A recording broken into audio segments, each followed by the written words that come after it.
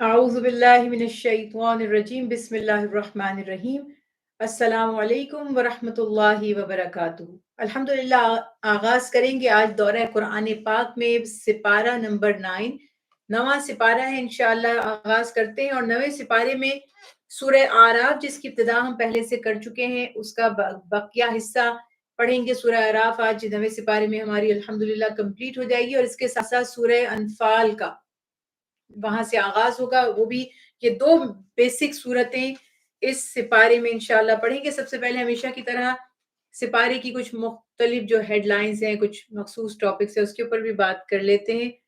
अल्लाह सुब्हानहू व तआला हमें सोचने समझने की गौर फिक्र और अमल की तौफीक अता फरमाए। शुरू अल्लाह के नाम से जो बहुत मेहरबान और मुस्तकिल मोहब्बत फरमाने वाला है। सूरह आराफ का जो हिस्सा इस सिपारे में मौजूद है उसकी जो मजीद मज़ामीन है उस पर भी बात करेंगे इंशाअल्लाह। जैसे हमने बात की थी कि अल्लाह ताला ने इस सूरा में अपने अंबिया अलैहिमुस्सलाम का तज़किरा किया, उनके वाक़यात बयान फरमाए और उन वाक़यात का कुरान पाक में बयान करना इस सबब से है या उसका मकसद ये है कि हम उससे नसीहत हासिल करें।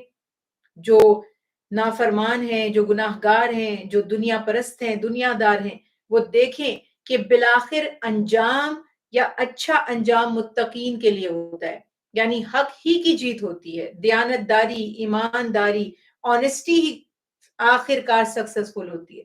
और जो दुनिया में सब्र करते हैं मगर उनको उसके लिए तकालीफ उठानी पड़ती हैं, गम बर्दाश्त करने पड़ते हैं, नफ्स मारना पड़ता है, बहुत सी चीजों से वो बज़ाहिर लगता है कि महरूम रह गए, तो उनको हौसला दिया जा रहा है कि एंड ऑफ द डे जीत हक परस्तों की और हक के रास्ते पर चलने वालों की होती है। तो ये अंबिया अलैहिस्सलाम के वाकयात, कौन उनकी दावत पर ईमान लाया, किसने इनकार किया, इनकार करने वाले उस वक्त बज़ाहिर फलते फूलते सक्सेसफुल नजर आ रहे थे और ईमान लाने वाले बड़ी तकलीफ में नजर आ रहे थे, मगर नतीजा क्या निकला? अल्लाह के नाफरमानों पर अजाब आया और अहले ईमान को नजात मिली। ये तो एक डेमोन्स्ट्रेशन था, ये तो बस एक छोटी सी दुनिया की एग्जाम्पल थी, मगर ये पैटर्न आखिरत में 100% होगा। अहले ईमान नजात पाएंगे और अहले कुफर सजा पाएंगे। इसलिए अल्लाह ने शुआइब अलैहिस्सलाम का किस्सा बयान किया। हर कौम के अंबिया जाकर सरदारों को पहले दावत देते थे। इसका सबब क्या था कि पावर, अथॉरिटी, इन्फ्लुएंस उनका है। अगर वो ईमान ले आएंगे, अगर वो मान जाएंगे, अगर वो समझ जाएंगे और वो नबियों की इत्तिबा कर लेंगे, तो उनके जो फॉलोअर्स हैं, उनके जो सबॉर्डिनेट हैं, जो उनके मातहत हैं, वो तो मानेंगे ही मानेंगे।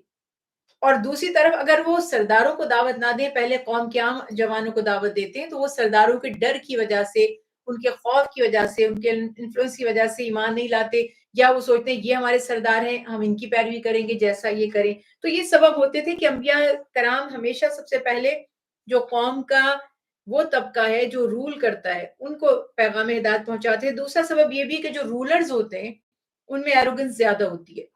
वो माइट इज राइट, वो समझते हैं हम सबसे दुरुस्त रास्ते पर हैं, हम ही बेहतर हैं, हम ही कानून है और हम ही निजाम है। तो वो वाला मामला भी यहाँ पे था। तो अल्लाह ताला ने तस्करा फरमाया कि कैसे शुएब अलैहिस्सलाम ने सरदारों को दावत दी, उन्होंने तकब्बुर किया और बजाय हक को तस्लीम करने के शुएब अलैहिस्सलाम को धमकियां देने लग गए। शुएब अलैहिस्सलाम अल्लाह के नबी थे, रसूल थे, वो कैसे उनकी धमकियों से डरते और अपनी तबलीग का सिलसिला उन्होंने जारी रखा। फिर अल्लाह की जो सुन्नत होती है, जो दस्तूर होता है, तरीका होता है कि आखिरकार एक मुकर्ररा वक्त तक अंबिया अपनी कौमों को पैगाम पहुंचाते हैं, उस वक्त तक उन कौमों को मोहलत दी जाती है। उसके बाद मोहलत का वक्त खत्म हो जाता है और उस कौम पर अल्लाह का अजाब आता है जो नाफरमानी करने वाली हो, और अल्लाह ताला अपने अंबिया को और उनके साथ जिन्होंने ईमान कबूल किया उनको अपनी हिफाजत में रखते हैं और महफूज कर लेते हैं। ये वाकया सुनाकर फिर रसूल करीम सल्लल्लाहु अलैहि वसल्लम को भी तसल्ली दी जा रही है कि जैसे मुशरिकीन आपकी तकजीब कर रहे हैं, आपको झुटला रहे हैं, दरअसल वो आपको नहीं बल्कि अल्लाह के पैगाम को झुटला रहे हैं, क्योंकि इसी तरह से दीगर अंबिया भी पैगाम लेकर आते गए और मुतकब्बिर सरदारों ने हमेशा उनका इनकार किया। फिर हज़रत मूसा अलैहिस्सलाम का वाकया बयान किया गया, उनके जो मोजिज़ात अल्लाह ने उन्हें अता फरमाए थे वो उनका तस्करा किया गया। बनी इसराइल की जो मिस्र में आमद थी उसका बयान, फिरौन से जो मुतालबे थे, फिर फिरौन ने जो मोजज़ा दिखाने के लिए कहा उसका भी तस्करा किया गया, और जो यद बैज़ा और असा का मोजज़ा था हजरत मूसा अलैहिस्सलाम ने जाहिर किया तो क्या हुआ। فرعون معجزات دیکھ کر نشانیاں دیکھ کر ایمان تو نہیں لائے بلکہ جادوگر کہہ کر اس کانسیپٹ کو ٹویسٹ کر دیا گیا اور جادوگروں سے حضرت موسیٰ علیہ السلام کا مقابلہ کروایا گیا مگر اللہ کی شان کہ وہ جادوگر جو مقابلے کے لیے آئے تھے وہی حضرت موسیٰ علیہ السلام پر ایمان لے آئے اور پھر فرعون نے ان کو دھمکیاں دینی شروع کر دی اور ان کے قتل کی جو سازشیں کی وہ اس کا تذکرہ کیا گیا ان کی مسلسل نافرمانی کے باعث پھر اللہ تعالیٰ کی طرف سے ان قوموں پر عذاب آنے شروع ہو گئے ان عذابوں کا تذکرہ یہاں پر کیا جا رہا ہے پھر وہ کہتے تھے اب یہ عذاب ٹل جائے گا تو ہم ایمان لے آئیں گے عذاب ٹل جاتا تھا تو پھر مکر جاتے تھے پھر ایک نیا عذاب آتا تھا پھر کہتے تھے یہ عذاب ٹل جائے گا تو ایمان لے آئیں گے پھر مکر جاتے تھے یہی سلسلہ رہا پھر اللہ تعالیٰ نے بہرحال فرعونیوں سے اس وقت بنی اسرائیل کو نجات دی اور سب کے سب فرعون اور اس کے ساتھی غرق کر دیے گئے پھر اللہ نے حضرت موسیٰ علیہ السلام کو جو کتاب حیات عطا کی دستور حیات عطا کیا توریت کی صورت میں اس کا تذکرہ ہے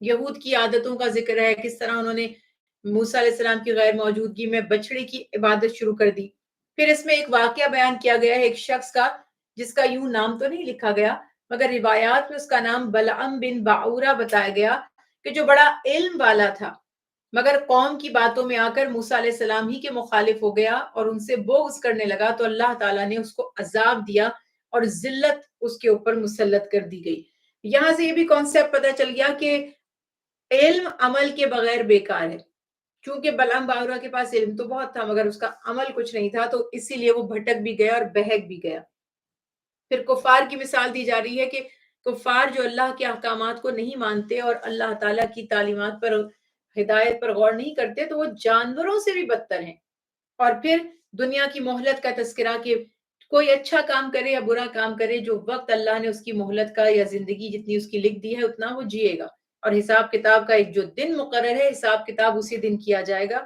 قیامت کا علم صرف اللہ کو ہے اور اللہ تعالیٰ نے وہ علم اپنے غیبی علوم میں جیسے کہتے ہیں نا پوشیدہ رکھا ہے بس انسان کو یہی سوچنا چاہیے کہ کسی بھی لمحے جب میری موت آ گئی تو میرے لیے تو بس حساب کتاب شروع ہو گیا اس کے بعد رسول کریم صلی اللہ علیہ وسلم کی اخلاق کی اور آپ کی تعلیمات کا تذکرہ ہے پھر سورہ اعراف کی یہاں پر تقریباً احکامات مکمل ہو جاتے ہیں اور قرآن کی عظمت کا آخر میں بھی تذکرہ کیا جاتا ہے پھر سورہ انفال کا آغاز ہو رہا ہے انفال کی وجہ تسمیہ کیا ہے کیوں سورہ انفال کو انفال کہا جاتا ہے سورہ انفال کے مضامین کیا ہیں احکامات کیا ہیں سورہ انفال میں مال غنیمت کی تقسیم کا زیادہ تذکرہ کیا گیا جنگ کے معاملات کا جہاد کا غزوات کا تذکرہ فرمایا گیا مومنوں کی صفات بیان کی گئی ان کو تعلیمات عطا کی گئی اور انہیں بتایا گیا کہ ایک مسلمان کی زندگی کا مقصد کیا ہے اور وہ لڑتا بھی ہے تو وہ کس لیے لڑتا ہے شہادت ہے مطلوب و مقصود مومن نہ مال غنیمت نہ کشور کشائی کہ اس کا مقصد جو ہے وہ مال سمیٹنا عہدے حاصل کرنا زمین پر حکومت کرنا سلطنت پر جو ہے وہ دسترس حاصل کرنا نہیں ہے بلکہ نظام عالم قائم کرنا اللہ کے نظام کو دنیا بھر میں نافذ کرنا حق کا پرچار کرنا یہ اس کے معاملات ہیں اور اس کا بھی تذکرہ پھر مومنین کی صفات بیان کی جاتی ہیں اللہ تعالیٰ نے بار بار خطاب فرمایا اہل ایمان سے اس کا بھی تذکرہ کیا گیا اور اس میں تعلیمات مسلمانوں کو عام طور پر جو دی گئی ہیں کیا معاملات تھے کس طرح اہل ایمان کو اللہ کی رضا پر توجہ دینی چاہیے فوکس کرنا چاہیے وہ سارے معاملات الحمدللہ اس صورت میں بیان کیے گئے 8ویں سپارے کے آخر میں شعیب علیہ السلام کا تذکرہ شروع ہو گیا تھا اور ان کی قوم کے حالات بیان کیے گئے تھے وہی کنٹینیو یہاں پر ہے اللہ تعالیٰ فرماتے ہیں قال الملأ الذین استکبروا کہ ملأ جو سردار تھے جو عہدیدار تھے وہ جنہوں نے تکبر کیا تھا جو بڑا بننا چاہتے دیکھیں یہ مصیبت ہے ساری انسان خود بڑا بننا چاہتا ہے تو کسی کی بڑائی کو تسلیم کرنا نہیں چاہتا اکثر لوگ حق کہنے والے حق کا پرچار کرنے والوں کے دشمن اور مخالف صرف اس لیے بن جاتے ہیں کہ ان کو لگتا ہے کہ ہماری گدی چھن جائے گی ہمارا عہدہ ختم ہو جائے گا ہمارا عروج ختم ہو جائے گا تو اسی لیے ان قوموں کو بھی یہی ڈر تھا کہ اگر ہم کہیں گے کہ شعیب کے ماتحت ہیں تو شعیب علیہ السلام ظاہر ہے کہ وہ اللہ کے نبی اور رسول ہیں ہمیں ان کی اطاعت کرنی پڑے گی تو اگر ہم ان کی اطاعت کریں گے تو ہم تو انفیریئر ہو جائیں گے پھر تو یہ سب باتیں کہ اس قوم کے سرداروں نے بجائے اس کے کہ ایمان لاتے وہی ڈکٹیٹرشپ، وہی سوچ، ہم تمہیں اپنے ملک سے نکال دیں گے، ہم تمہیں سزا دیں گے، معاذ اللہ قتل کر دیں گے، اس قسم کی باتیں دھمکانا انہوں نے شروع کر دی۔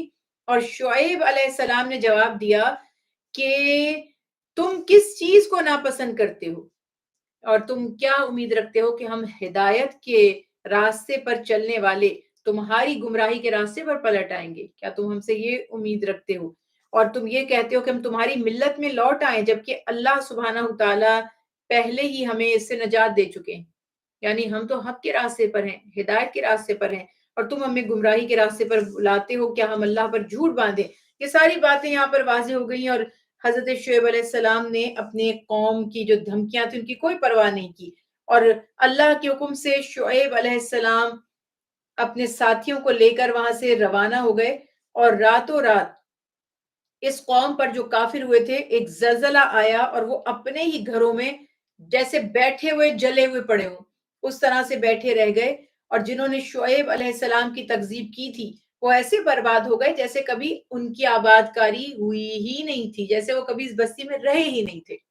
اللہ نے یہ نہیں فرمایا جس نے میرا انکار کیا، اللہ نے فرمایا جس نے شعیب علیہ السلام کا انکار کیا۔ کیوں؟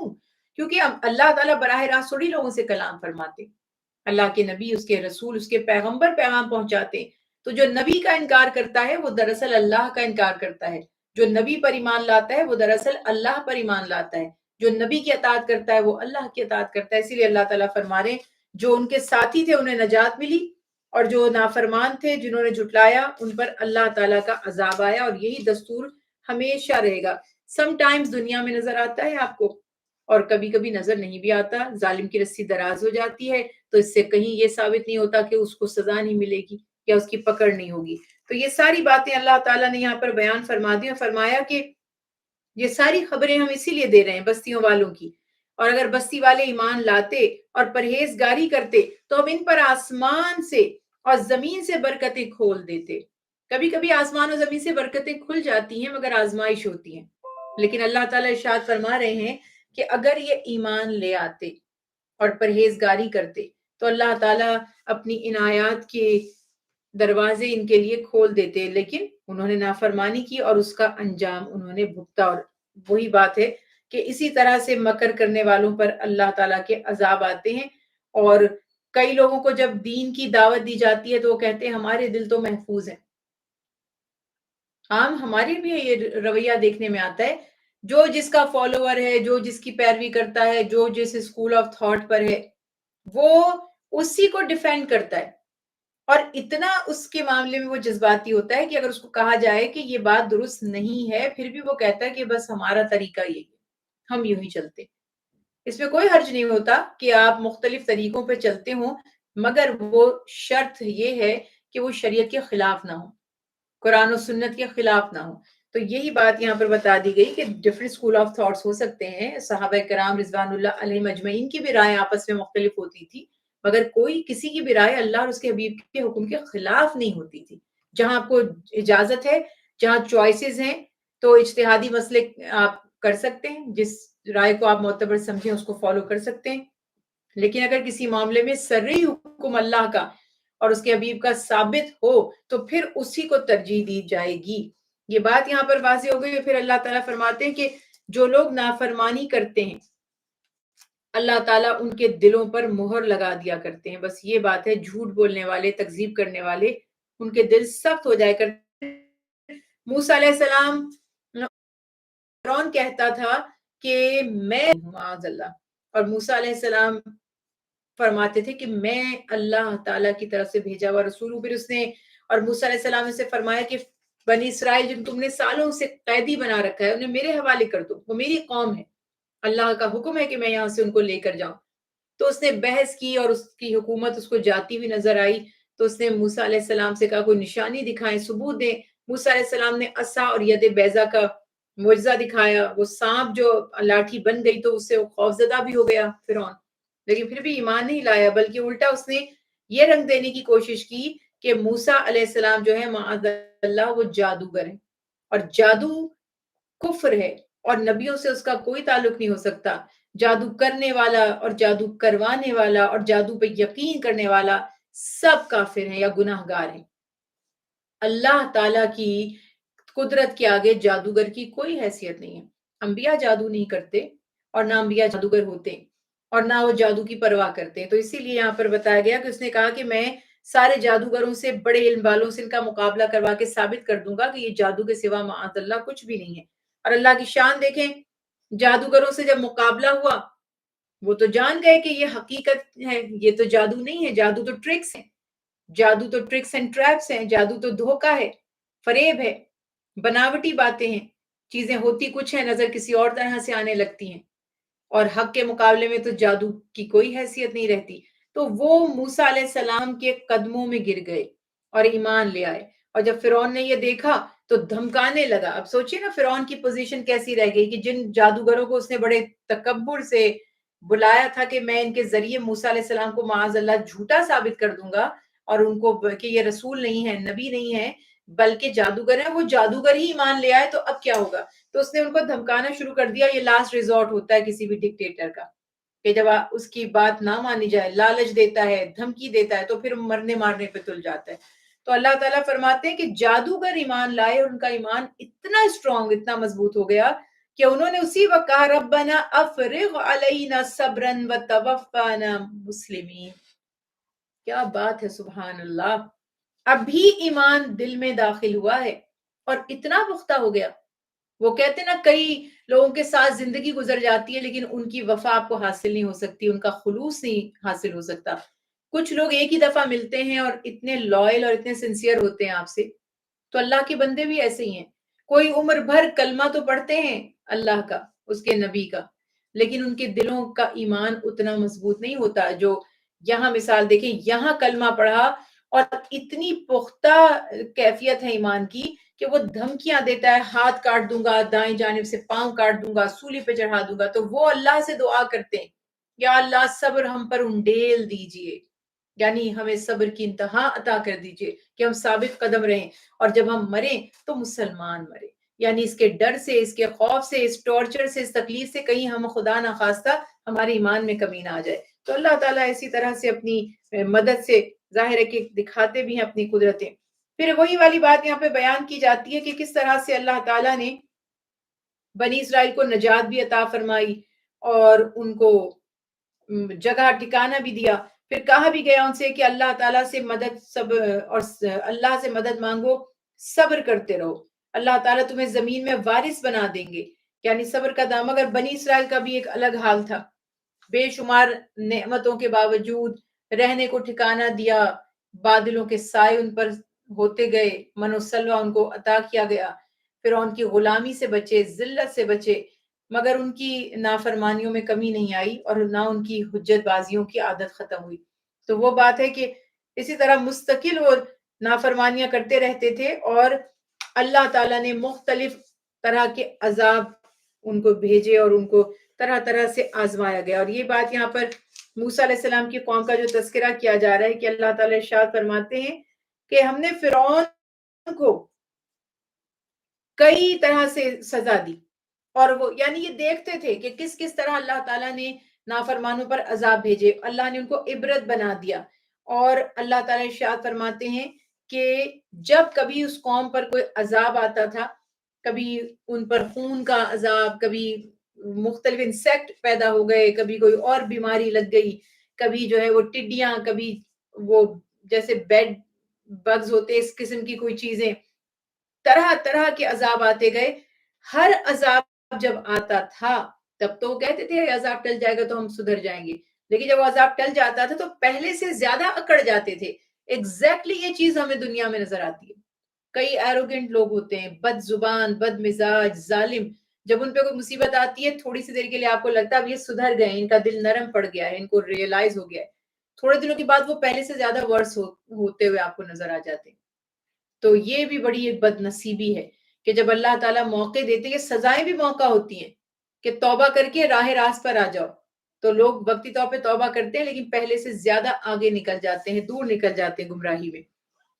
یہی حال اس قوم کا ہوا کہ طرح طرح کے عذاب ان پر آتے رہے، مگر ہر دفعہ وہ عذاب سے نکلنے کے بعد جب عذاب ٹل جاتا تھا تو ایک مدت کے لیے اللہ تعالیٰ فرما رہے ہیں کہ وہ فور دا ٹائم بینگ وہ عذاب ان سے ٹل جاتا تھا، تو وہ پہلے سے بھی زیادہ بدعہدی کرتے تھے.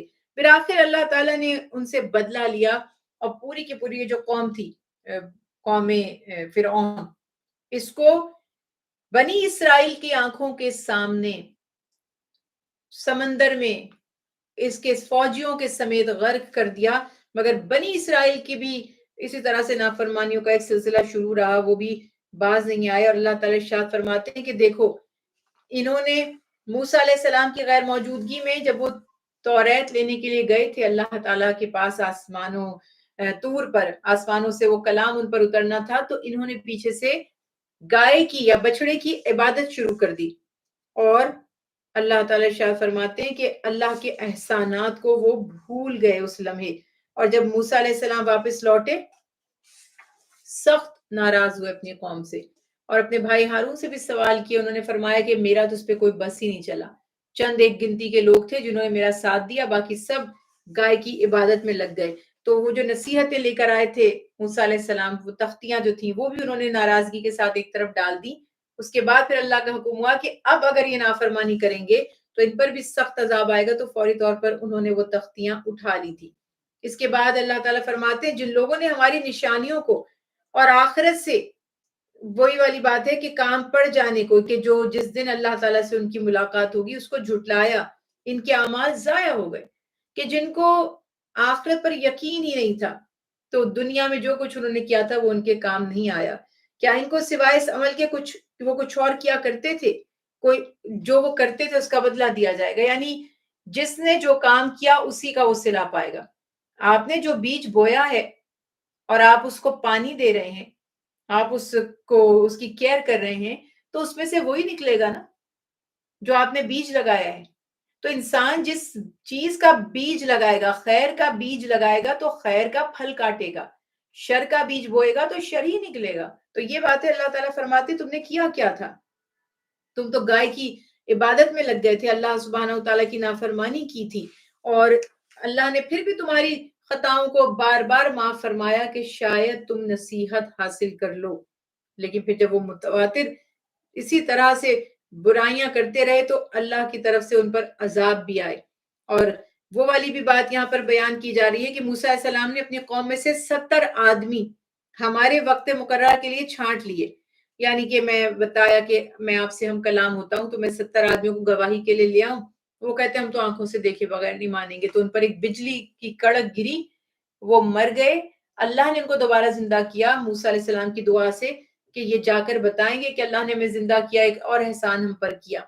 اور پھر وہی بات یہاں پر آ گئی کہ اللہ تعالیٰ ارشاد فرماتے ہیں کہ اس دنیا میں جو لوگ ایمان لے کر آئے اور جنہوں نے اپنے نفس کو بہتر بنایا، یعنی جو ہدایت پر چلے، تو ان کے لیے یہ آخرت میں نجات ہے. وہ جو کہتے ہیں کہ اے ہمارے رب آپ ہمیں بخش دیجئے، ہم پر رحم کیجئے، بے شک آپ ہی بخشنے والے ہیں، سب سے زیادہ اور سب سے اچھے بخشنے والے.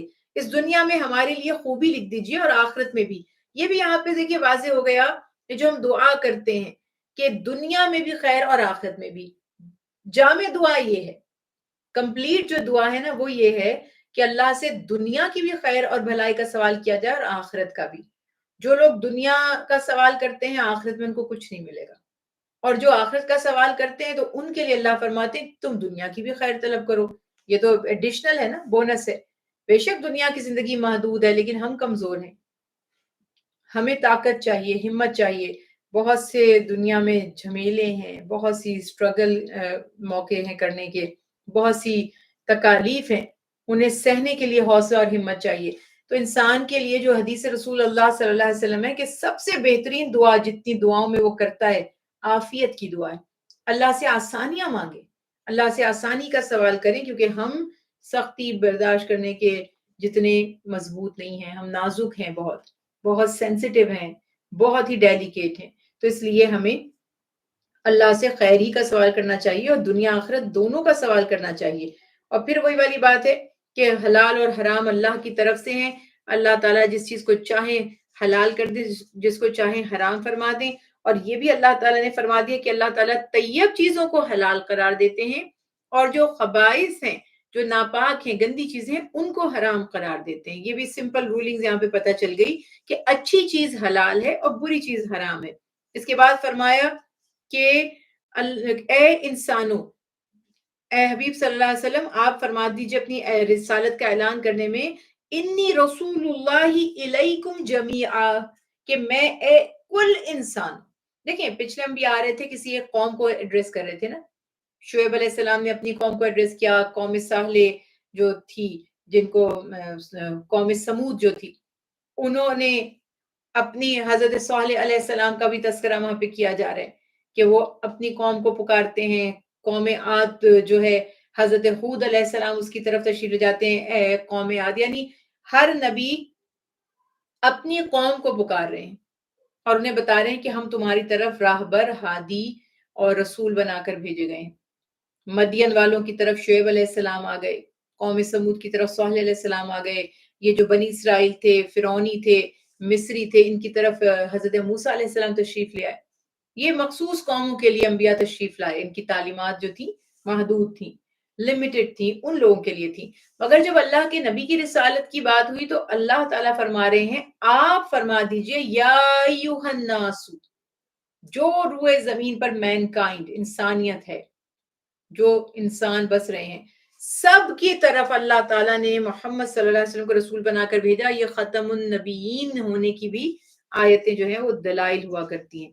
اور اللہ تعالیٰ ارشاد فرماتے ہیں کہ ساری بادشاہ، سارا اختیار اللہ کے لیے ہے. وہی معبود ہے، زندگی دینے والا، جسے چاہے، اور موت عطا کرتے ہیں جس کو اللہ تعالیٰ چاہتے ہیں. پھر اللہ تعالیٰ فرماتے ہیں ایمان لاؤ اللہ پر اور اس کے رسول پر. اور جو لوگ اللہ کی کلمات پر ایمان رکھتے ہیں تو یقینی طور پر جو اللہ پر اور اللہ کے کلمے پر ایمان رکھتا ہے وہ اس کی پیروی بھی کرتا ہے، تو ایسے ہی لوگوں کے لیے انشاءاللہ نجات ہوگی. پھر موسیٰ علیہ السلام کی قوم کے بیچ بیچ میں اور واقعات، وہ من السلویٰ کا واقعہ یا پانی مانگنے کا جو واقعہ تھا، بادلوں کا سایہ جو ان پر کیا گیا تھا، ان تمام انعامات کا ایک دفعہ پھر تذکرہ کیا جا رہا ہے. اور پھر ہفتے کے دن میں انہوں نے جو نافرمانیاں کی تھی، ان کو شکار سے منع کیا گیا تھا اور کہا گیا تھا کہ سیٹرڈے کو صرف اللہ کی عبادت کرو گے، کوئی کاروبار نہیں ہوگا، کوئی خرید و فروخت، کوئی لین دین نہیں ہوگا. مگر یہ باز نہیں آئے، کوئی نہ کوئی ہیلا کر کے، کوئی نہ کوئی چالاکی کر کے انہوں نے اپنے اس کام کو جاری رکھا. تو اللہ تعالیٰ کا ان پر سخت عذاب آیا. اس کا بھی تذکرہ اللہ سبحانہ وتعالیٰ نے فرمایا کہ تمہیں جو نصیحتیں کی جاتی ہیں تم اس کے بڑے حصے کو بھلا دیتے ہو. تو جو فاسق ہیں، نافرمان ہیں، ظاہر ہے کہ اللہ تعالیٰ نے ایسوں کو برے عذاب سے پکڑا. ان سب کو بھی خبیث جو ہے رسوا کیا ہوا، دھتکارا ہوا، بندروں کی جیسے ان کے چہرے مسخ ہو گئے تھے، اور 3 دن کے بعد یہ سب کے سب ہلاک ہو گئے تھے. تو اللہ تعالیٰ فرماتے ہیں کہ دارالآخرت جو ہے وہ ان لوگوں کے لیے ہے جو تقوی والے. ایک خوبصورت گھر، ایک خوبصورت محل، ایک بہترین لائف سٹائل کا کانسیپٹ اللہ تعالیٰ فرما رہے سب کچھ تیار ہے اور ضرور ملے گا. لیکن کسے؟ متقین کو، جو غور و فکر کرتے ہیں، جو یعنی عقل والے. عقل والا کون ہوتا ہے؟ لانگ ٹرم میں سوچنے دیکھنے والا، دور اندیش، وہ جو ہے جنت کا حقدار ہوگا. یہی باتیں ساری یہاں بتا دی. اور جو لوگ کتاب کی پیروی کرتے ہیں اور نماز ادا کرتے ہیں، بے شک ہم بھی نیکی کرنے والوں کے اجر کو ضائع نہیں کرتے. سبحان اللہ. لا نضیع اجر المصلحین، لا نضیع، ہم ضائع نہیں کرتے جو بھی نیکی آپ کریں گے. آج کل بڑی راتیں، عام راتیں، کتنی ڈیبیٹس ہوتی رہتی ہیں، کتنی ویڈیو سرکولیٹ ہوتی ہیں، کتنی پوسٹ سرکولیٹ ہوتی ہیں. رولنگز کیا ہیں؟ جو بھی شخص حرام سے بچے گا، حلال کی طرف رغبت کرے گا، نیکی میں سبقت لینے کی کوشش کرے گا، نیکی کے موقع کو اویل کرے گا، اس کو کہیں سے کوئی اچھا کام پتہ چل جائے اس میں حصہ ڈال لے گا، اس میں شامل ہو جائے گا. بس بات وہی ہے کہ شرعن کام درست ہونا چاہیے، جائز ہونا چاہیے. اگر وہ کچھ کام ہم کرتے ہیں اللہ کی رضا کے لیے، کچھ سم ٹائمز ہم اپنی کمیونٹی کے لیے بھی کرتے ہیں، وہ بھی ٹھیک ہے. یونٹی پیدا کرنے کے لیے، تعلق مضبوط کرنے کے لیے، ایک دوسرے کا ساتھ دینے کے لیے کوئی ایسا کام رکھا، خلاف شرع نہیں ہونا چاہیے. آئی تھنک یہ بات بار بار کہنے کی ضرورت نہیں، لیکن ماشاءاللہ کئی سننے والے ہوتے ہیں نا، پھر وہ بات سے بات نکال لیتے ہیں. تو جو بھی کام شرع کے خلاف نہ ہو، حتیٰ کہ وہ دین کا کام بھی نہ ہو، حتیٰ کہ آپ کو لگے کہ یہ تو کوئی نیکی بھی نہیں ہے مگر یہ کہ گناہ بھی نہیں ہے. کمیونٹی کو وہ ایک جو کہتے ہیں نا کہ آپ ڈیولپ کرنے کے لیے اسکلز سوشلائز کرنے کے لیے کمیونٹی کی ایکٹیویٹیز میں پارٹیسپیٹ کرنا چاہیے. تو جہاں کہیں آپ دیکھا خیر کا کام ہے شامل ہو جانا ریکمینڈڈ ہے, الگ ہو جانا ریکمینڈڈ نہیں ہے. رولنگز یہ ہیں جہاں کوئی اچھا کام کرے 4 بندے جمع ہوتے ہیں, 6 جمع ہوتے ہیں, 15 جمع ہوتے ہیں, 20 ہوتے ہیں, اچھا کام کر رہے ہیں, کام کیا کر رہے ہیں وہ دیکھیں, حرام ہے یا حلال ہے. حرام نہیں ہے تو شامل ہو جائیے تاکہ آپ کا ایک سوشل نیٹ ورک مضبوط ہو. اللہ تعالیٰ بھی تو یہی چاہتے ہیں, تبھی تو باجماعت نماز فرض کی ہے, ورنہ تنہائی میں نماز پڑھتے تو زیادہ بہتر نہ تھا. تو یہ باتیں ساری غور و فکر کی ہیں کہ اللہ کا اصول یاد رکھیے. فرماتے ہیں لا نضیع اجر المصلحین, کہ جو مصلحین جو اصلاح کرنے والے خیر کے کام کرنے والے لوگ ہیں, اللہ تعالیٰ جو نیکی کرنے والے لوگ ہیں کبھی ان کی نیکی کو ضائع نہیں کرتے. یہ تو آپ کی نیت ہے, بس نیت کیا ہے اسی کے مطابق اعمال کا دار و مدار ہوگا. بس یہ بات ذہن میں رکھنی ہے. اور اللہ تعالیٰ ارشاد فرماتے ہیں کہ بنی آدم کی پشتوں سے اسی طرح تمہاری ذریت کو اللہ نے نکالا. آدم علیہ السلام کی پشت سے تمام روحوں کو نکالا اور ایک سوال فرمایا الستو بربکم, کیا میں تمہارا رب نہیں ہوں؟ اللہ تعالیٰ سوال کرتے ہیں, ساری روح جواب دیتی ہیں بلا, ہاں کیوں نہیں, آپ ہی ہمارے رب ہیں. فرمایا گواہ ہو جاؤ. اور اللہ تعالیٰ فرماتے تم نے مجھے گواہ کیا اور میں گواہوں میں ہوں, اور تم یہ بات شہادت دے چکے ہو. مگر کیا بات ہے کہ جب دنیا میں لوگ آئے تو وہ وعدہ بھول گئے. سب نے تھوڑی اس وعدے کو وفا کیا, بس پھر طرح طرح کی خرافات میں وہ انوالو ہوتے چلے گئے. پھر اس کے بعد اللہ تعالیٰ ارشاد فرماتے ہیں اسی غرض سے ہم ان آیات کو کھول کر بیان کرتے ہیں کہ وہ اپنے افعال سے باز رہیں. اس شخص کو خبر سنا دو جس کو ہم نے اپنی آیتیں دی تھی. ابھی دیکھیں وہ والا جس کا ہم نے کہا تھا کہ بلعم بن باورا نام بتایا جاتا ہے. اللہ تعالیٰ فرما رہے ہم نے اس کو بڑا علم عطا کیا, اپنی نشانیاں دی, آیتیں دی, پھر وہ ان سے الگ ہو گیا, پھر شیطان اس کے پیچھے آ لگا, پھر گمراہوں میں سے ہو گیا. تو اب اس کا معاملہ کیا ہو گیا کہ اللہ تعالیٰ فرماتے اس کی مثال اس کتے جیسی ہو گئی کہ اگر تم اس پر وزن ڈالو, یہ جو حملہ کرو بعض جگہوں پہ ترجمہ ہے نا وہ بھی درست نہیں ہے. حمل اٹھانا, بوجھ اٹھانا, کہا کہ جیسے کسی پہ بوجھ ڈال دیا جائے تب تو وہ ہانپنے لگتا ہے زیادہ وزن سے, سانس پھول جاتا ہے, لمبے لمبے سانس لینے لگتا ہے انسان. اللہ تعالیٰ فرما رہے جو کتا ہوتا ہے وہ بس ہانپتا ہی رہتا ہے, اس کے اوپر آپ بوجھ ڈالیں یا نہ ڈالیں. تو جیسے یہود کی مثال دی تھی نا کہ جیسے گدھے پر کتابیں لاد دی جائیں تو ہمارے یہاں کہتے ہیں وہ عالم تو نہیں بن جائے گا, اس کو آپ یہ تو نہیں کہیں گے اس نے سب کچھ سیکھ لیا, اس نے صرف بوجھ اٹھایا ہے. تو آج ہمارے پاس ایسے بہت سے لوگ ہیں جو صرف کتابوں کا بوجھ اٹھاتے ہیں, وہ کتابوں سے کچھ حاصل نہیں کر پاتے. اور اسی طرح سے بلعم باورا کا حال تھا, اللہ نے اس کو بڑا علم عطا کیا تھا.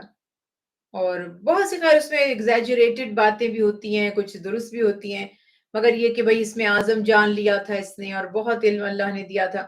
تو قوم جو تھی موسیٰ علیہ السلام کی وہ اس کے پاس آئی اور اس کو لالچ وغیرہ دی چیزوں کی, اور کہا کہ موسیٰ علیہ السلام کے لیے بددعا کرو.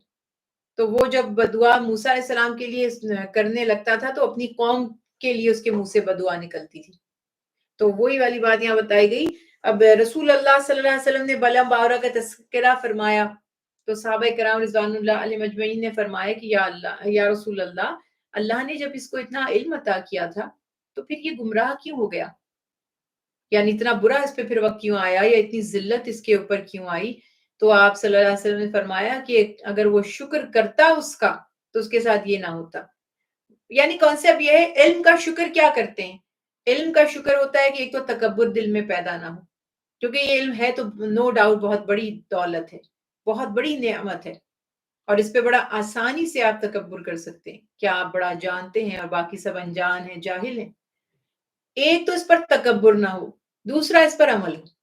یعنی تکبر نہ ہو اور عمل ہو. اب ہمارا الٹا حال ہو گیا ہے, عمل نہیں ہے اور تکبر ہے, تو نتیجہ یہ نکل آیا جیسی عوام تو ویسے ہی حکمران، اور جیسے عالم تو ویسے ہی پیروکار، اور جیسے پیر تو ویسے ہی مرید.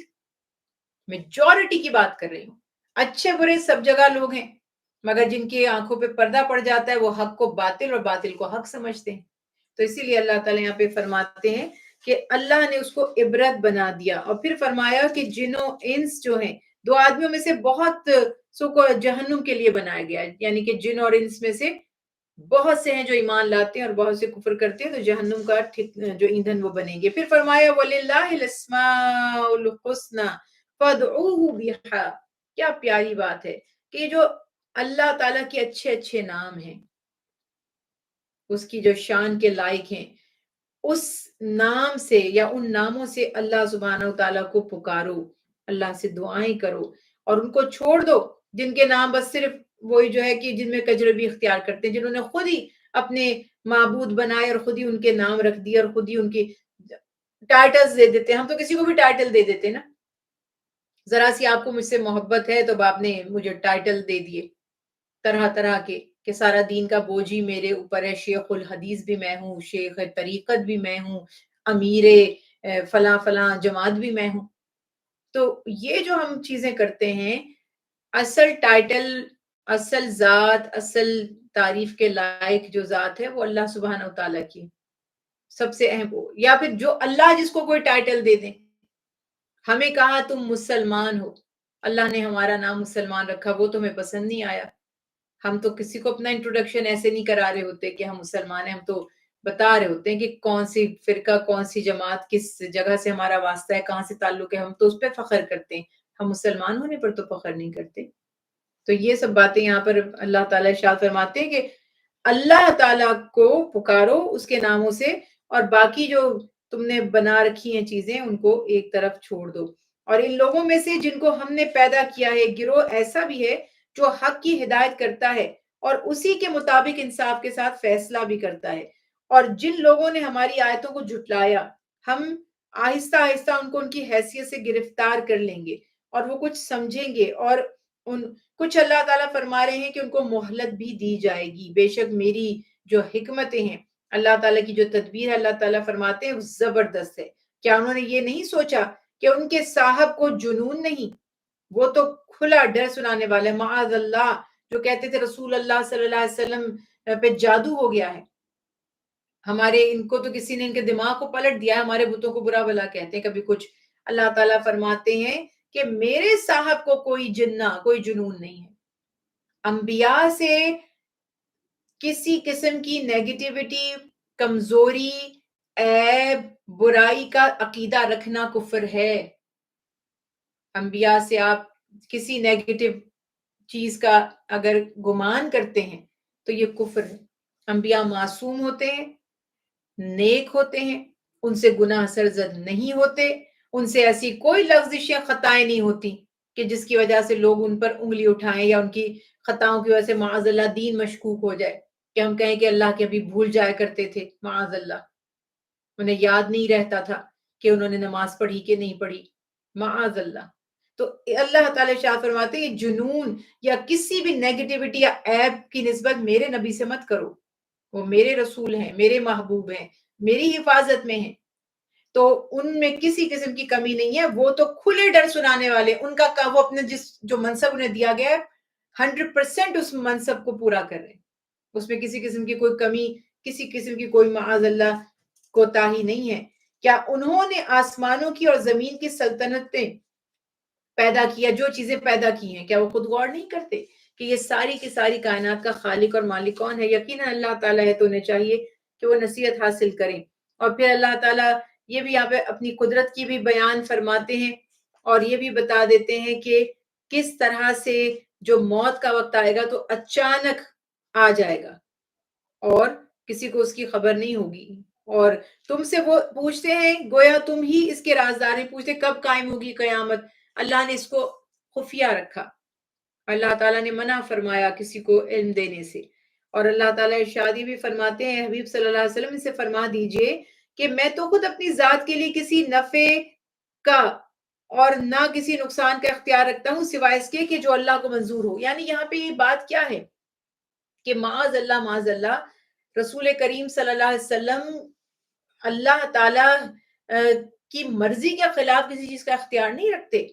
مطلب یہ کہ جتنی خیر ہے آپ کو نصیب ہوئی اللہ کی فضل سے ہوئی، اور جس تکلیف اور شر سے آپ کو بچایا گیا اللہ کی رحمت نے بچایا. تو یہ بات ہے کہ میں تو خود بے بس ہوں، میں تو خود اس رب کی عبادت کرتا ہوں. یہاں سے بعض لوگ سمجھتے ہیں وہ دیکھو جی اللہ کے نبی تو خود فرما رہے میں کسی نفع نقصان کا مالک نہیں. تو یہ بالکل سرسری سا ایک کانسیپٹ ہوتا ہے. پورا قرآن پاک اس بات سے بھرا ہوا ہے نبی سے زیادہ نفع تو ہمیں کسی سے ملا ہی نہیں. اللہ نے پوری انسانیت کی ہدایت کے لیے، ابھی تو آپ نے پچھلے صفحے پر پڑھا انی رسول اللہ علیکم جمیعا، کہ کتنی پیاری بات ہے کہ میں تو تمام انسانیت کے لیے رسول بنا کر بھیجا گیا ہوں. تو اس سے بڑا نفع کیا ہے ایمان سے بڑا؟ ہزاروں اور باتیں، مگر ایک جنرل بات یہ ہے بتانا یہ کہ اللہ کے حبیب معاذ اللہ ذاتی اختیار نہیں ہے، وہ بھی اللہ کے فرما بردار ہیں، وہ بھی اللہ کو پکارتے ہیں، اللہ کی عبادت کرتے ہیں، اللہ سے مانگتے ہیں جیسے ہم مانگتے ہیں. مگر مقام اور مرتبے میں فرق ہے، ہمارے مانگنے میں اور ان کے مانگنے میں فرق ہے. ہماری دعاؤں کی قبولیت اور ان کی دعاؤں کی قبولیت کا بالکل معاملہ الگ ہے. تو یہ خیال یہاں پر بتا دیا گیا کہ آپ انہیں فرما دیجئے تاکہ انہیں پتہ چل جائے معاذ اللہ کہ میں کوئی یعنی نبی کوئی اپنی عبادت کا حکم نہیں دے رہے یا معاذ اللہ خدائی کا دعویٰ نہیں کر رہے. تو یہ بات یہاں پر واضح بتا دی گئی کہ جو اللہ تعالیٰ چاہے. اور میں اگر غیب جانتا تو بہت سی خیر و خوبی اکٹھی کر لیتا اور خرابی تو مجھ کو چھو بھی نہ پاتی. یعنی یہاں پر پھر وہی بات ہے کہ میں تو صرف آگاہ کرنے والا اور خبر دینے والا ہوں. دیکھیں پھر یہ بات ہے کہ ایک طرف تو اللہ تعالیٰ فرما رہے ہیں کہ غیب کی خبریں اے حبیب ہم آپ کو عطا کرتے ہیں، آپ اس وقت موجود نہیں تھے، فلاں واقعہ ہوا، ہزاروں چیزیں آپ پڑھتے چلے آ رہے ہیں. یہاں مقصد یہ تھا کہ جو میرا رب مجھے عطا کرتا ہے بس مجھے اتنا علم ہے. میں کب دعویٰ کرتا ہوں مجھے سب پتا ہے. اللہ نے اپنے محبوب کو بھی تو آزمائشوں میں ڈالا ہے. سب سے زیادہ تو انبیاء پر آزمائشیں آتی ہیں. اگر اللہ تعالیٰ نے بتا دے کہ یہ کام یوں کرنا، مطلب کچھ چیزیں وہ اللہ کی رضا کے مطابق چھوڑ دیتے ان معاملات کو اور وہ عمل کرتے چلے جاتے. تو اس سے معاذ اللہ ان کی نبوت کی شان میں کمی تھوڑی آ جاتی ہے یا ان کی فضیلت میں کمی تھوڑی آ جاتی ہے. تو یہ معاملات یہاں پر ہیں جو چاہے اللہ آگاہ کر دیں. بدر کے موقع پر خبر بھی دے دی کہ آپ فتح یاب ہوں گے. احد کے معاملے میں زخم بھی لگ گئے، وہاں صبر بھی کیا اور وہاں جو ہے اللہ تعالیٰ کی رضا پر راضی بھی رہے. تو مختلف معاملات ہیں. تو اس نے فرمایا کہ اگر انسان کو اللہ تعالیٰ سارا علم دے دے تو وہ تو خود ہی اپنی تقدیر لکھے گا. تو پھر معاذ اللہ اللہ تعالیٰ اور انسان میں فرق کیا رہے گا؟ پھر اللہ کا اختیار کیا رہے گا؟ تو یہ جو معاملات ہیں کس کس بیک گراؤنڈ میں کیا بات کہی گئی ہے سمجھ آتی نہیں. ہر گروہ اس کو اپنی مرضی سے اٹھاتا ہے حصے کو اور اپنی مرضی سے اس کی تشریح بناتا ہے. تو سمپل ایک بات یہ بتا دی گئی کہ اللہ کے حبیب اللہ کے محبوب ہیں، پوری کریشن میں اور پورے انسانوں میں افضل ترین ہیں، محبوب ترین ہیں، جنت کے سردار ہیں، انبیاء کے امام ہیں، جنت میں سب سے پہلے جانے والے ہیں. بلکہ یوں بھی کہہ دو کہ جنت اگر آپ کے لیے بنی تو غلط نہیں ہوگا. جنت کس کے لیے بنی ہے؟ نیکوکاروں کے لیے. نیکوکاروں میں ٹاپ آف دا لسٹ کون ہے؟ بتائیں نا کسی کو اعتراض ہے تو. کوئی اس میں ڈاؤٹ ہے؟ کوئی اس میں کسی قسم کا شک ہے؟ کوئی اور کمپیٹیٹو ہے؟ تو بات یہ ہے کہ اس کے باوجود بھی اللہ تعالیٰ یہ سکھا رہے ہیں کہ یہ یاد رکھو بندے ہیں میرے رسول ہیں، میری فرما برداری کرتے ہیں. خالق میں ہوں، مالک میں ہوں، دنیا میری ہے، اختیار میرا ہے، نظام میرا ہے، جو چاہوں حکم کر سکتا ہوں. یہ نظریے کو اس کو سمجھ لیں. باقی اپنی محبت میں اللہ تعالیٰ نے جو جو اختیار جس کو دیا خودی کو کر بلند اتنا کہ ہر تقدیر سے پہلے خدا بندے سے خود پوچھے بتا تیری رضا کیا ہے. یہ تو عام اہل ایمان کو بھی مقام مل جاتا ہے، ان کی بھی دعائیں قبول ہوتی ہیں، ان کی بھی مرضی پوری ہوتی ہے. ابھی زبان پر بات آئی نہیں ہوتی کہ پوری ہو جاتی ہے. لیکن بہرحال ہمیں یہ جاننا ہے کہ ہم سب انسان ہیں، مخلوق ہیں، خالق اللہ ہے، اس کے برابر کوئی بھی نہیں ہے. اس کی مرضی کے اوپر کوئی اپنی مرضی مسلط نہیں کر سکتا، اس کے حکم کے خلاف کوئی کرنے کی جرات نہیں کر سکتا. بس یہ باتیں ذرا ذہن میں رکھی جائیں تو باقی بتایا کہ میرے نبی کا منصب سمجھو، کبھی میرے نبی نے دعویٰ نہیں کیا کہ وہ جو ہے معاذ اللہ خدا کے برابر ہیں. اور اس کے بعد پھر یہی بات ہے کہ وہ تو خود اپنے نفع کے لیے اللہ تعالیٰ سے سوال فرماتے ہیں اور اللہ کو راضی کرنے کی کوششیں کرتے ہیں. آپ تو تہجد کی نماز بھی آپ پر فرض تھی، اس کو بھی ترک نہیں فرماتے تھے. آپ نے اپنی امت سے تو حکم نہیں دیا، مگر خود تو ہر پیر اور جمعرات کا بھی روزہ رکھتے تھے. یعنی آپ تو زیادہ عمل کر رہے ہیں اللہ کو زیادہ راضی کرنے کے لیے. یہ الگ بات ہے کہ اللہ تو پہلے ہی اپنے حبیب سے راضی ہیں. تو اس کے بعد پھر فرمایا کہ اللہ نے تمہیں ایک جان سے پیدا کیا اور اسی نفس سے اس کا جوڑا بھی پیدا فرمایا. اسی طرح سے پھر وہی والی بات آ گئی کہ اللہ تعالیٰ نے انسانوں کا تذکرہ کیا، پھر ان کو اولادیں عطا کی، اور اولادیں جب انسان کو عطا ہو گئی تو اس میں وہ اللہ کے ساتھ اوروں کو شریک کرنے لگے. رزق اللہ عطا کرتے ہیں، اولادوں کی نعمت سے اللہ نوازتے ہیں، مگر انسان یہ سوچے اور کہے کہ بھائی یہ تو مجھے فلاں سے ملی ہے، فلاں در سے ملی ہے. وہ بات مناسب نہیں ہے.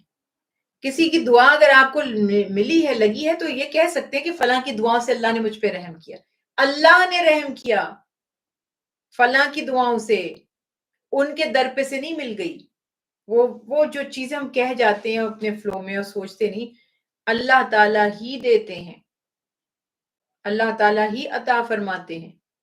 تو اس لیے یہاں پر فرمایا کہ تمہیں جب اللہ تعالیٰ اولادیں عطا فرما دیں تو تم اور خدا کے ساتھ شریک بنانے لگ جاتے ہو اور کسی اور سے منسوب کرنے لگ جاتے ہو. یہ سب باتیں یہاں پر منع فرما دی اور توحید کا پیغام دیا.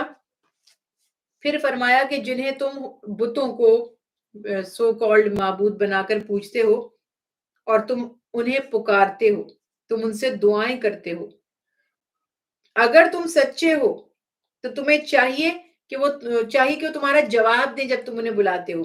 کیا ان کے پاؤں ہیں جن سے چلتے ہیں، یا ان کے ہاتھ ہیں جن سے پکڑتے ہیں، یا ان کی آنکھیں ہیں جن سے دیکھتے ہیں، یا ان کے کان ہیں جن سے سنتے ہیں؟ کہہ دو کہ تم اپنے شریکوں کو بلا لو، پھر مجھ سے چالیں چلو اور مجھے مہلت نہ دو. بے شک میرا حمایتی یعنی میرا مددگار اللہ ہے جس نے یہ کتاب نازل فرمائی اور وہ نیکوکاروں کو دوست رکھتا ہے. بتوں کو پوجتے تھے، معبود جانتے تھے اور ان کی خاطر رسول اللہ صلی اللہ علیہ وسلم کی نافرمانی کرتے تھے اور آپ کی دعوت کو جھٹلاتے تھے اور آپ کو دھمکاتے تھے جیسے دیگر انبیاء علیہ السلام کو دھمکا رہی ہیں قومیں. اللہ تعالیٰ فرماتے ہیں ان سے پوچھو تو صحیح کہ جنہیں تم نے اپنے ہاتھوں سے تراشا وہ تو چل بھی نہیں سکتے، وہ تمہاری مدد کو نہیں پہنچ سکتے، وہ تمہاری دعاؤں کو سن نہیں سکتے، وہ تمہاری حالت کو دیکھ نہیں سکتے، پھر تم مجھے ان سے ڈراتے ہو اور اللہ کو چھوڑ کر ان کی عبادت کرتے ہو. اگر تم مجھے دھمکاتے ہو تو ٹھیک ہے، تمہارے بت اور تم مل کر جو چاہو کر لو اور مجھے مہلت نہ دو، پھر میں یہ دیکھوں گا کہ کس طرح سے میرا رب میری مدد فرمائے گا. تو اللہ تعالیٰ ہی میرا والی ہے. تو یہ بات یہاں پہ یاد رکھنی ہوتی ہے کہ یہ تو خیر آیتیں بتوں کے لیے تھیں. بعض لوگ اس کو اللہ کے نیک بندوں کے لیے بھی لگا دیتے ہیں، بزرگان دین کے لیے بھی. معاذ اللہ، نہ تو بزرگان دین نے کبھی یہ دعویٰ کیا ہے کہ جو ہے وہ ہم تمہاری دعاؤں حاجتوں کو پورا کرتے ہیں. اور دوسری بات یہاں پر یہ کہ ان کے بت اور ان کے جن کو یہ اللہ کے سوا پوچھتے ہیں، قرآن پاک میں بتایا گیا کہ وہ تو خود جہنم کا ایندھن بن جائیں گے. تو معاذ اللہ، کیا کوئی بزرگ جہنم میں جائے گا؟ تو یہ بہرحال مینیپولیٹ جو چیزیں کی جاتی ہیں اس حوالے سے میں بات کر رہی ہوں. پھر اللہ تعالیٰ ارشاد فرماتے ہیں کہ جو اصل کام یہ ہے کہ انسان درگزر کرتا رہے، نیکی کا حکم دے اور جاہلوں سے کنارہ کر لے. ہمارے اطراف میں ہر طرح کے لوگ ہوتے ہیں، کئی اتنے معاملہ فہم، سمجھدار، دور اندیش اور کئی جہالت سے بھرے ہوئے. جب آپ ان سے بات ہی کرتے ہیں آپ کو اندازہ ہو جاتا ہے کہ ان سے بات شروع کرنا ہی بیکار ہے، کیونکہ وہ آپ کی بات کو پہلے ہی سمجھنے کے لیے تیار نہیں ہے. تو یہ شیطانی جو وسوسے دلوں میں ڈالے جاتے ہیں. اللہ تعالیٰ ارشاد فرماتے ہیں کہ جب بھی کوئی وسوسہ شیطان کی طرف سے آپ کے دل کی طرف آئے تو اللہ سے پناہ مانگ لیا کریں، کیونکہ اللہ سننے والا اور جاننے والا ہے. شیطان اسی طرح ہماری عبادات کے مزے کو بھی خراب کرتا ہے. پھر ایک بڑی پیاری بات، ایک بڑی پیاری دعا اور ایک حکم بھی آئے، اس کی بھی بات کر لیتے ہیں کہ اللہ تعالیٰ ارشاد فرماتے ہیں وَإِذَا قُرِئَ الْقُرْآنُ فَاسْتَمِعُوا لَهُ وَانصِتُوا لَعَلَّكُمْ تُرْحَمُونَ. قرآن جب پڑھا جائے تو خاموش ہو جایا کرو، توجہ دیا کرو، اس کو سنا کرو تاکہ اللہ تمہیں بھی رحمت اپنی عطا فرما دے. قرآن کا پڑھنا بھی برکت اور اس کا سننا بھی برکت. قرآن کا پڑھنا بھی رحمت اور اس کو سننے سے بھی رحمت حاصل ہوتی ہے. تو یہ بات یہاں پر واضح ہو گئی کہ جب قرآن پاک پڑھا جائے تو توجہ سے سنیں. اور اللہ تعالیٰ فرماتے ہیں کہ جو لوگ اللہ کے پاس جو مخلوق ہے، اس میں نشاندہی یہی کی گئی کہ اللہ کے ملائکہ ہیں، اتنی عبادت کرتے ہیں اور تکبر نہیں کرتے، اللہ کی پاکی بیان کرتے ہیں اور اسی کو سجدہ کرتے ہیں. آیت سجدہ یہ ہے جو ہم یہاں پر پڑھے الحمدللہ. اس کے بعد سورہ الانفال یہاں پر شروع ہو گئی. اللہ سبحانہ وتعالیٰ کے احکامات اس میں بھی بیان فرمائے گئے. انفال جو ہے وہ نفل کی جمع ہے، اور نفل آپ جانتے ہی ہیں کہ اضافی چیز کو کہتے ہیں نا، ایکسٹرا ایڈیشنل. اور جسے ہم نماز پڑھتے ہیں تو جو واجب ہے اس کو ہم فرض کہتے ہیں، اور جو ہم بعد میں پڑھتے ہیں والنٹیئر کرتے ہیں تو اس کو ہم کہتے ہیں نفل اضافی. تو یہ مدنی صورتوں میں سے ہے. اس میں 75 آیات اور 10 رکوع ہیں. اور عام طور پر مال غنیمت کو بھی انفال کہا جاتا ہے، تو اس نسبت سے بھی سورت کا نام سورہ انفال رکھا گیا کیونکہ اس میں مال غنیمت کا واقعہ تفصیل تذکرہ کیا گیا ہے.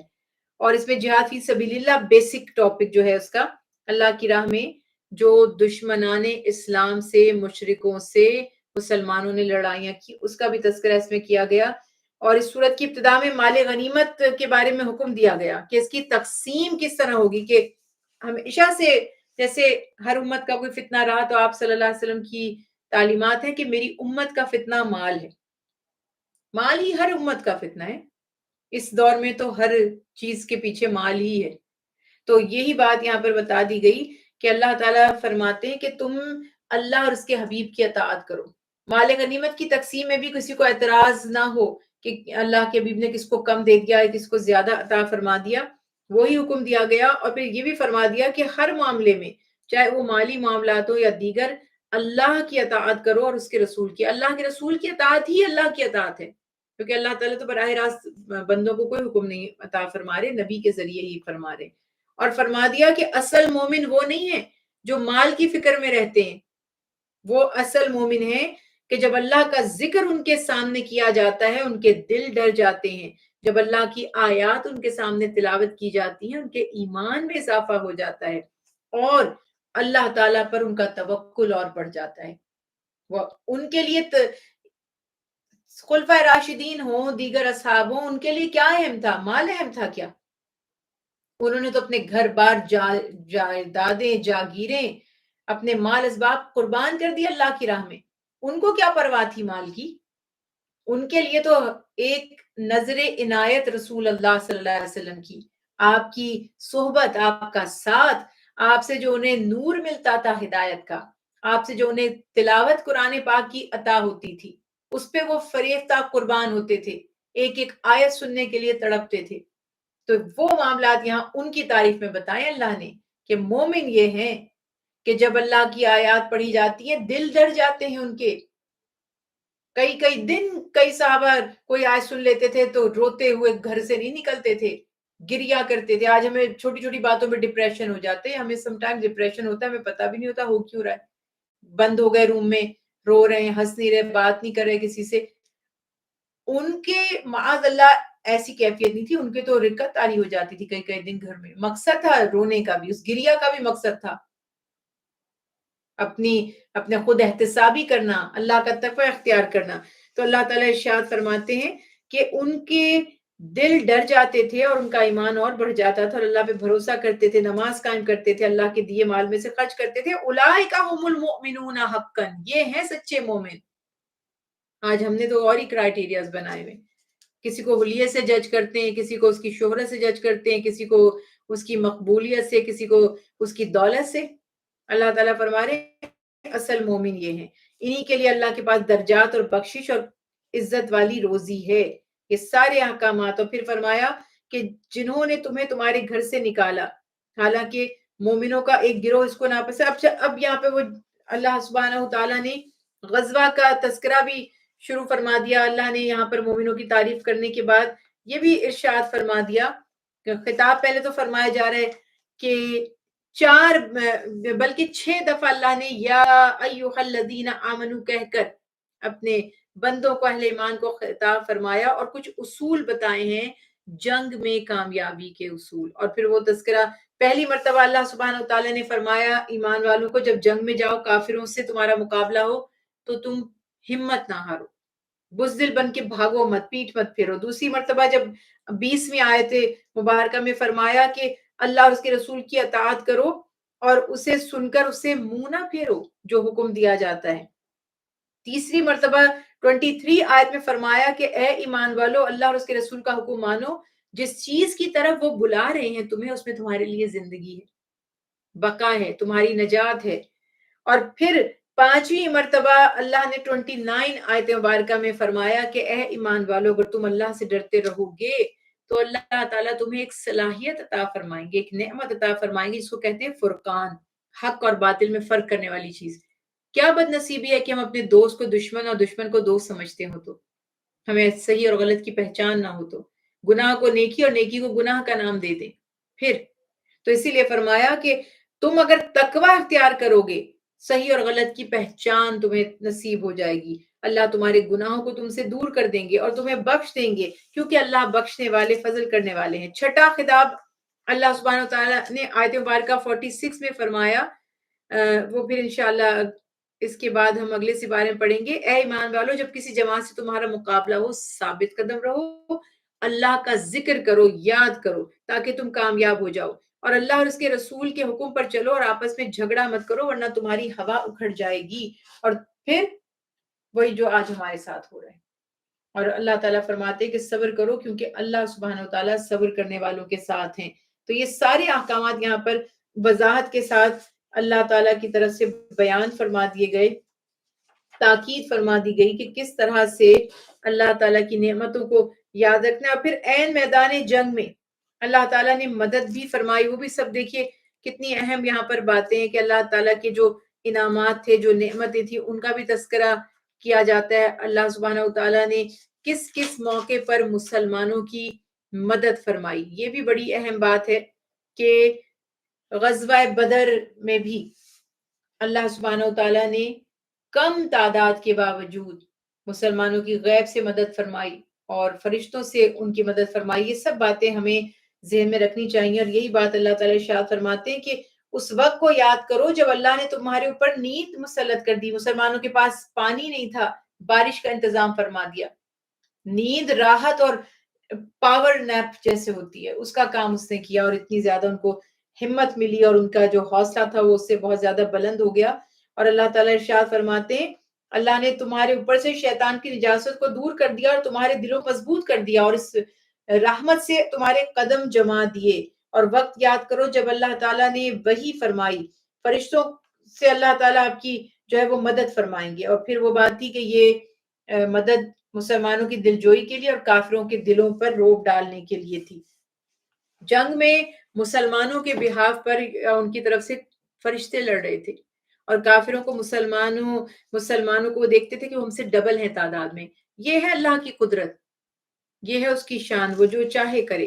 تو بس یہی بتایا کہ تم نے اللہ سبحانہ وتعالیٰ نے کس طرح تمہاری مدد فرمائی، بس تم نے ان کو قتل نہیں کیا تھا بلکہ ان کو اللہ نے قتل کیا تھا۔ اور اے رسول صلی اللہ علیہ وسلم، یہاں پہ یہ والی بات دیکھیں، وَمَا رَمَيْتَ إِذْ رَمَيْتَ وَلَكِنَّ اللَّهَ رَمَى۔ جنگ کے موقع پہ آپ صلی اللہ علیہ وسلم نے ایک مٹھی میں مٹی لی اور کفار کی طرف کو یوں ان کے لشکر کی طرف پھینکی۔ اس مٹھی کی مٹی کا معجزہ یہ تھا کہ جتنے بھی کافر تھے، جن کا منہ دائیں تھا بائیں تھا، رائٹ لیفٹ آگے پیچھے، کوئی کھڑا ہے بیٹھا ہے لیٹا ہے، جس طرح بھی جو بھی تھا، وہ مٹی سب کی آنکھوں میں گئی۔ اور اللہ تعالیٰ فرما رہے ہیں کہ وہ آپ نے تو نہیں پھینکا تھا، وہ تو ہم نے پھینکا تھا۔ مگر بہرحال اور بھی بڑی تشریحات اس کی جاتی ہیں۔ ایک جنرل میں نے آپ سے بات شیئر کی کہ جنگ میں ایک ایک سٹیپ پر اللہ سبحانہ وتعالیٰ کس طرح اپنے بندوں کی مدد فرما رہے ہیں، وہ بھی بیان کی۔ پھر حکم دیا کہ اللہ اور اس کے نبی کی اطاعت کرو اور غور سے ان کی توجہ سے بات سنو، نافرمانی مت کرو، ان لوگوں کی مانند مت ہو جانا جنہوں نے کہا تو صحیح کہ ہم نے سن لیا، حالانکہ وہ کچھ نہیں سنتے۔ جو ہمیں نا سن سن کے سن ہو گئے والی بات، کہ نصیحتیں سنتے تو ہیں مگر عمل نہیں کرتے۔ پھر فرمایا اللہ کے نزدیک سب سے بدترین جانور وہ ہیں جو بہرے گونگے، جو کچھ نہیں سمجھتے، یعنی ہدایت حاصل نہیں کرتے۔ کئی جانور تو ہیں، آپ کو اور مجھے تو ہم سوچتے ہوں گے انسان ہے، وہ بھی اپنے آپ کو انسان ہی سمجھتے ہوں گے، لیکن وہ انسان تھوڑی ہیں، بس دے لک لائک ہیومن، مگر وہ ہے نہیں. تو یہی چیز یہاں پہ اللہ تعالیٰ ارشاد فرما رہے ہیں کہ کئی ایسے ہیں جو جانوروں سے بھی بدتر ہیں. اور اے ایمان والو، جس وقت رسول اللہ صلی اللہ علیہ وسلم تمہیں ایسے کام کی طرف بلائیں جہاد کے لیے، تو تم گھبراؤ مت. اس میں تمہارے لیے زندگی اور زندگی تھی، یہ تو بقا تھی، ورنہ مسلمانوں کا تو نام و نشان مٹ چکا ہوتا اگر وہ نہ لڑتے، اپنے آپ کو نہ منواتے. تو یہ بات یہاں پر واضح طور پہ اللہ سبحانہ وتعالیٰ نے فرما دی. پھر فرمایا اللہ اور اس کے رسول سے خیانت مت کرو، نہ جان بوجھ کر اپنی امانتوں میں خیانت کرو. اللہ اور اس کے رسول سے خیانت کیا ہے؟ ان کے احکامات کی نافرمانی کرنا. ہم نے عہد کیا ہے اطاعت کا، اس کے خلاف جائیں گے تو یہ خیانت ہی ہے. اور تمہاری پھر یہاں پہ ایک اور بڑی اہم بات ہے، وَاعْلَمُوا أَنَّمَا أَمْوَالُكُمْ وَأَوْلَادُكُمْ فِتْنَةٌ. بس یہ نہ بھولنا کہ جو مال ہے اور یہ جو اولاد ہے یہ بہت بڑی آزمائش. اس مال اور اولاد کی ہی معاملے میں ہم سارے گناہوں کا ارتکاب کر جاتے ہیں، اللہ کی معاذ اللہ نافرمانی کر دیتے ہیں، اللہ کی اور نبی کی اطاعت سے دور ہو جاتے ہیں. اس لیے فرمایا محتاط رہو، یہ بہت بڑی آزمائش ہے. اور جو اس آزمائش میں ثابت قدم رہا تو اللہ تعالیٰ فرماتے ہیں ایسوں کے لیے اللہ کے پاس بہت بڑا اجر ہے. اور اگر تم اللہ تعالیٰ کا تقوی اختیار کرو گے، وہ تمہارے لیے حق اور باطل میں فرق کرنے کی تمیز پیدا فرما دیں گے، تمہارے گناہوں کو مٹا دیں گے.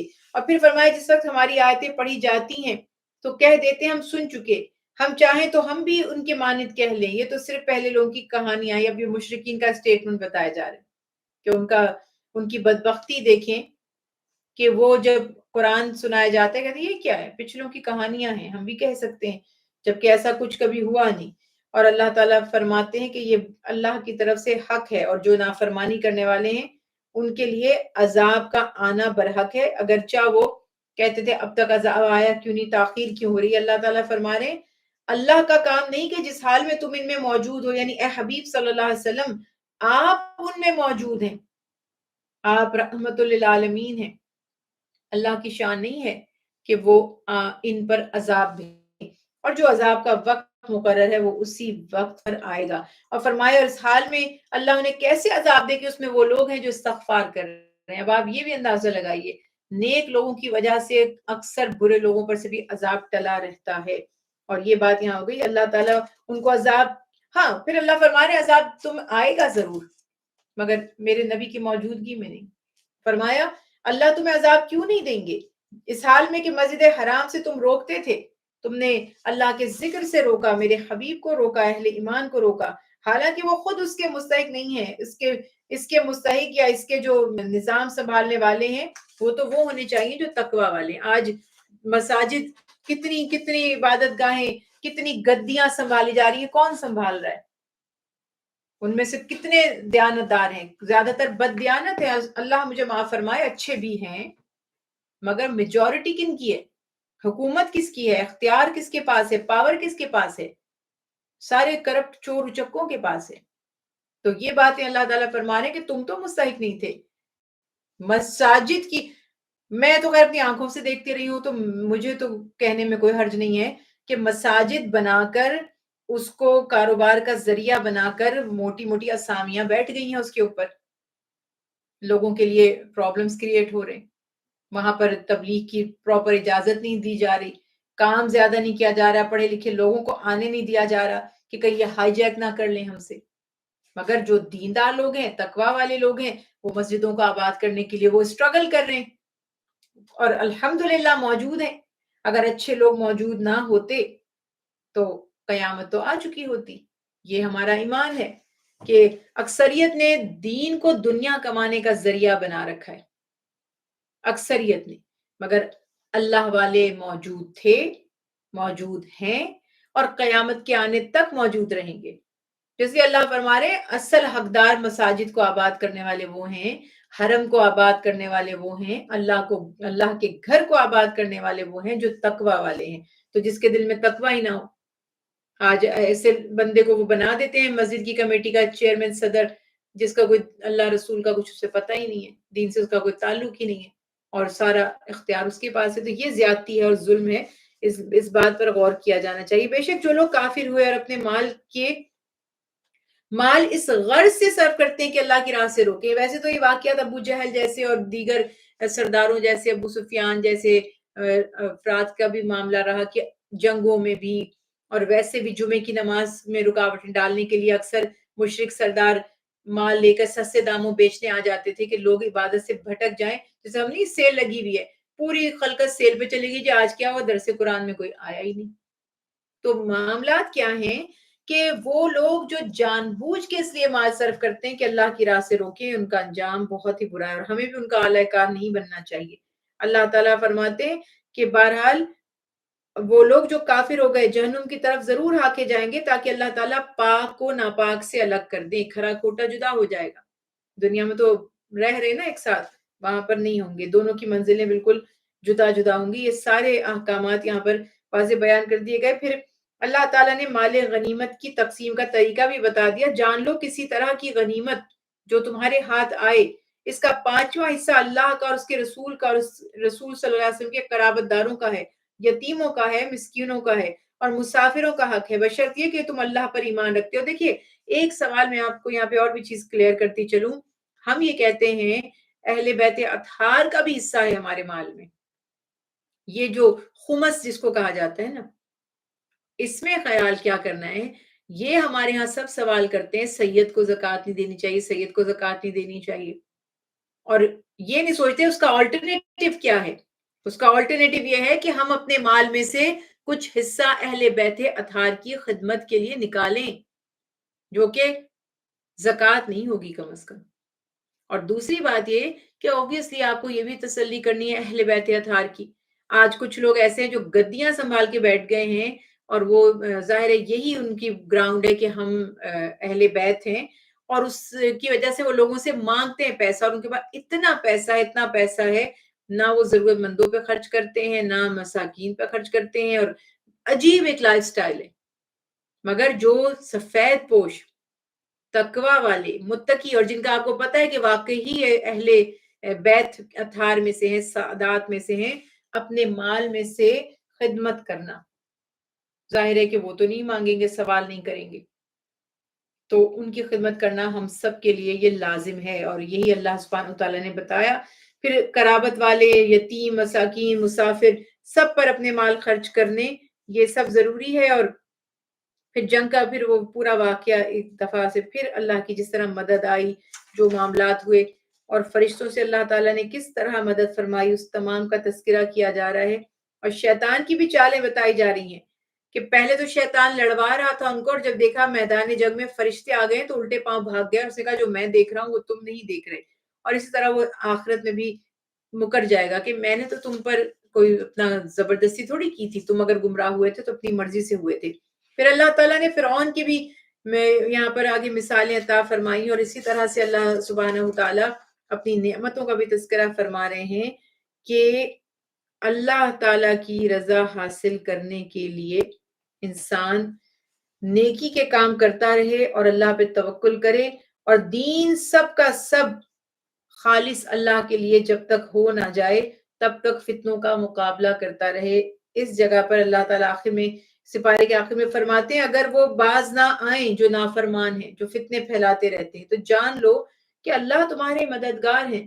آج اگر ہم مغلوب ہو گئے ہیں، اگر ہم کمزور پڑ گئے ہیں، اگر ہم پر حملے کیے جائیں، اگر ہمیں شکست دے دی جائے، اگر ہمارا نام و نشان بھی مٹا دیا جائے، تو بھی اللہ تعالیٰ ارشاد فرماتے ہیں کہ اللہ تمہارا مولا ہے، تمہارا مددگار ہے.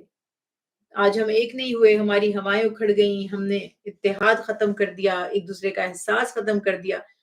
کچھ سزا کے طور پر بھی، کچھ آزمائش کے طور پہ بھی ہم تکالیف سے گزر رہے ہیں. مگر جن کا ایمان کامل ہے، جن کی نیت صاف ہے اور جو درست کام کرنے کی کوشش کرتے رہتے ہیں، بالآخر اللہ ہی ان کا مددگار اور حامی و ناصر ہوگا. وما علینا الا البلاغ المبین.